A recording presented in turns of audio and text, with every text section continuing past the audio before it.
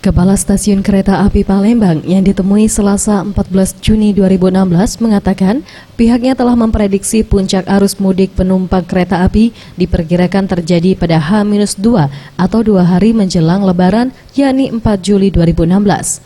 Di mana untuk tiket kelas ekonomi tujuan Tanjung Karang dan Lubuk Linggau saat ini sudah habis terjual.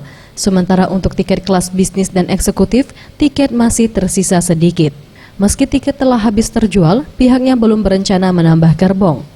Kalau ini untuk arus mudik angkutan Lebaran tahun ini, perkiraan dengan tiket yang kita lihat sudah habis itu H-2 mungkin H-2 itu sudah terjual habis kalau untuk ekonomi. Ia juga menambahkan, khusus untuk kelas ekonomi mulai tanggal 1 Juli 2016 akan mengalami penurunan tarif menjadi Rp32.000, yang mana sebelumnya dibanderol dengan harga Rp33.000. Sedangkan untuk kelas bisnis dan eksekutif menggunakan tarif batas atas dan bawah, harganya mulai dari Rp70.000 hingga Rp200.000. Mega Dwi Handayani, Anugrah Sandi Pratama, Sriwijaya TV.